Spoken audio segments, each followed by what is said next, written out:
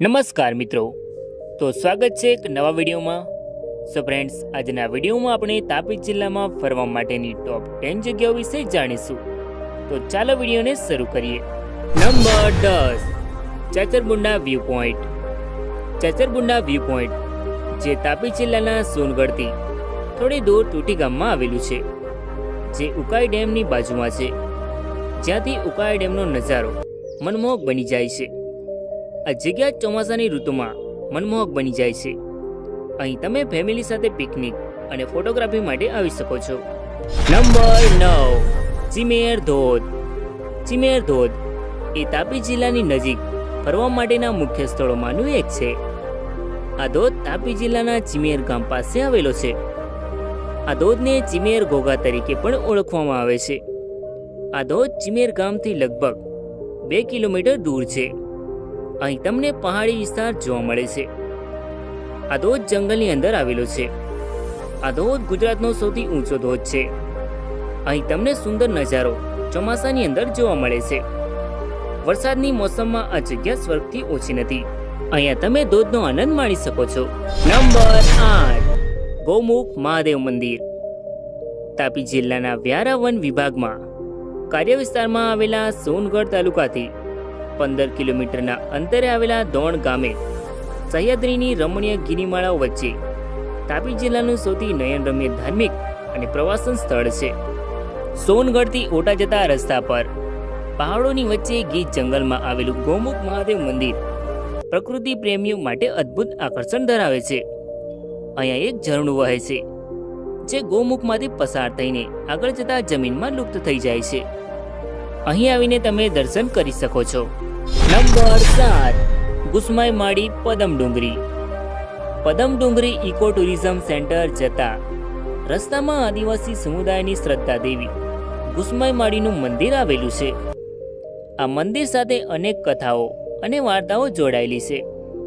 આ મંદિરને ચમત્કારી મંદિર તરીકે ઓળખવામાં આવે છે. અહીંયા આજુબાજુનું લીલુંછમ વાતાવરણ આનંદ આપે છે. અહીંયા તમે દર્શન કરવા અને ફોટોગ્રાફી માટે આવી શકો છો. નંબર 6, એકવા ગોલણ. પ્રકૃતિએ જ્યાં છૂટા હાથે સૌંદર્ય વેર્યું છે, એવું સોનગઢ તાલુકા મથકથી અંદાજે 35 થી 40 કિલોમીટર દૂર આવેલું એકવા ગોલણ ગામ સહ્યાદ્રીની ગિરિમાળામાં વસેલું સુંદર સ્થળ છે. આ ડુંગરની વચ્ચે આવેલું ગામ ચોમાસામાં કાશ્મીર જેવું લાગે છે. અહીં આવેલા ધનાદેવીના ટ્રિપલ ધોધ નયનરમ્ય લાગે છે. ચોમાસાની ઋતુમાં ડુંગરો પરથી પડતા નાના નાના ઝરણાઓ આ સ્થળને અનેરું સૌંદર્ય આપે છે. તમે અહીંયા પિકનિક માટે આવી શકો છો. નંબર 5, થૂટી ગામ. ઉચ્છલ તાલુકાનું થૂટી ગામ ઉકાઈ વિસ્થાપિત ગામો પૈકીનું એક ગામ છે. આ પણ ઉકાઈના રમણીય કિનારે વસેલું પ્રાકૃતિક સૌંદર્યથી ભરપૂર ગામ છે.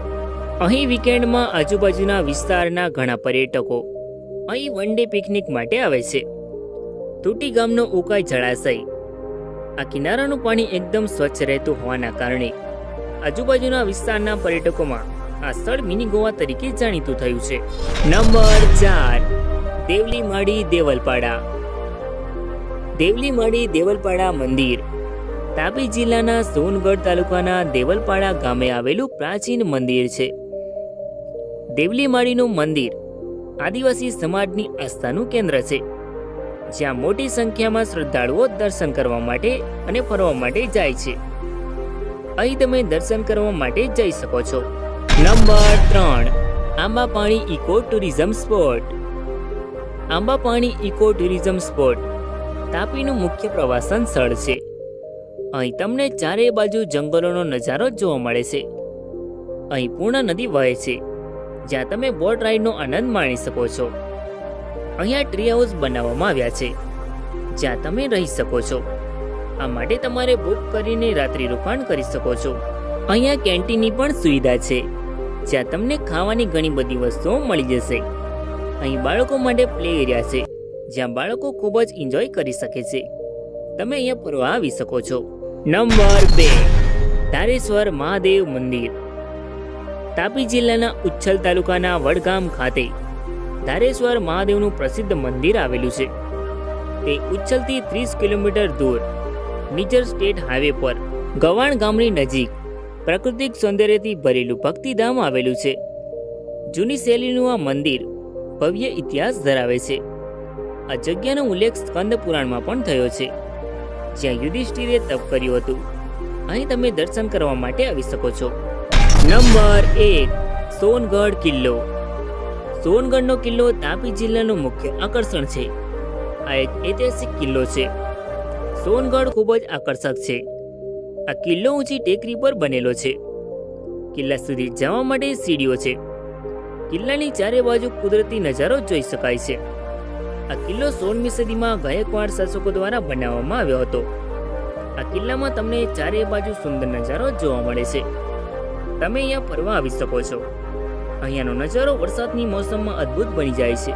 સો ફ્રેન્ડ્સ, તાપી જિલ્લાની ટોપ 10 જગ્યાઓમાંથી તમને કઈ જગ્યા વધારે પસંદ છે અને એમાંથી તમે કઈ જગ્યા જોઈ છે તે કમેન્ટમાં જરૂર લખો.